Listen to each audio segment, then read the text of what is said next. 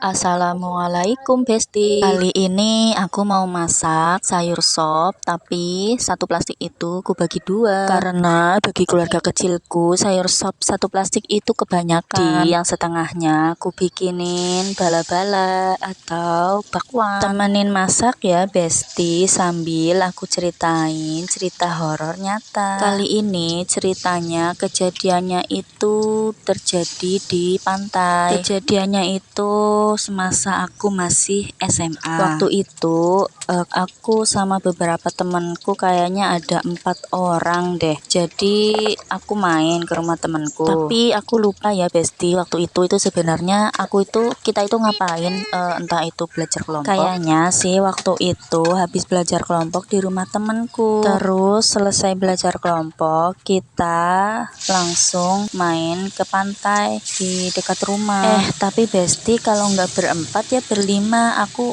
lupa inget deh. Soalnya waktu itu mainnya bukan cuma sama temanku aja, tapi temanku ini ngajak temennya lagi. Pantainya itu nggak terlalu jauh dari rumahku. Kalau kesana naik motor paling cuma 5 menit aja. Dan waktu itu kayaknya aku belum punya HP sendiri. Tapi teman-temanku kebanyakan sudah pada punya HP sih. Jadi kalau main sama teman-teman itu ya kebanyakan ya selfie aja, foto-fotoan. Nah, kita ke pantainya itu bukan ke pantai yang tempat wisata gitu, tapi itu tuh ada TPI-nya, jadi tempat penampungan ikan. Jadi orang-orang kebanyakan nyebutnya itu gini, ke TPI yuk, Mang TPI yuk. Tapi kalau sekarang ini itu sudah jadi tempat wisata juga, namanya Pantai Ceriwik. Kenapa dinamain Pantai Ceriwik? Yaitu karena tempatnya itu, lokasinya itu ada di Dukuh Ceriwik. Tapi dulu juga sudah begitu lumayan cukup ramai ya di sana kalau setiap hari Minggu. Jadi Pantai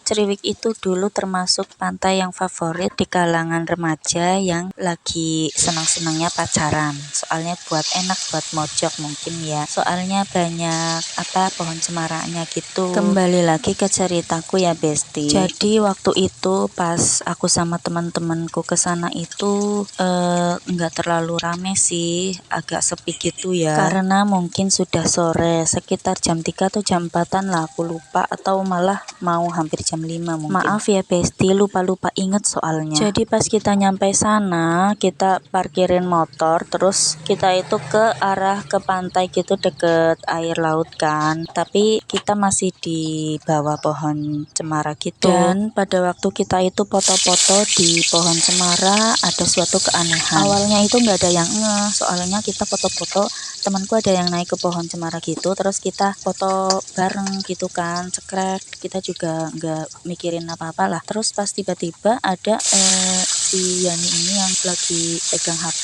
dia liatin hasil foto-fotonya kan. Pas Yani lagi lihat hasil fotonya itu, tiba-tiba dia itu kayak kaget gitu, teriak. Terus yang lainnya ikutan penasaran dong, kenapa sih, kenapa. Terus si Yani ngeliatin kita satu persatu. Yani bilang gini, tuh kan kita kan pakai jilbab semua, nggak mungkin kan kalau rambutnya kelihatan, tapi kok di foto kita ada yang rambut panjangnya ya, aneh banget. Jadi pas kita lihat emang bener, jadi kayak ada rambut panjang gitu, walaupun nggak terlalu jelas tapi samar-samar gitu, tapi kelihatan kalau itu rambut panjang. Panik lah kita semua, terus jadinya udah hapus aja fotonya, hapus. Setelah itu kita kan masih main di pantai di pinggiran air laut gitu ya. Di dekat kita juga ada satu pasang remaja yang lagi main di dekat air laut. Terus tiba-tiba datang angin kenceng, terus kayak pasir-pasirnya itu juga ikut berterbangan gitu. Jadi karena kita itu takut ya, jadinya kita langsung lari-lari ke arah motor. Karena kan sudah tidak kondusif dan orang lain juga kayaknya udah pada mau pulang juga, jadi kita memutuskan untuk pulang saja. Seperti itu Besti ceritanya. Walaupun sosok penampakan yang ada dalam foto kita itu nggak terlalu jelas ya, cuman kelihatan ada rambut panjang, jadi seolah-olah itu sosok itu ada di belakang kita gitu. Jadi menurut aku sih itu mungkin Mbah Kunti ya, kalau soalnya rambutnya panjang banget nyampe bawah gitu. Ya udah Besti, seperti itu cerita horor nyata kali ini. Terima kasih.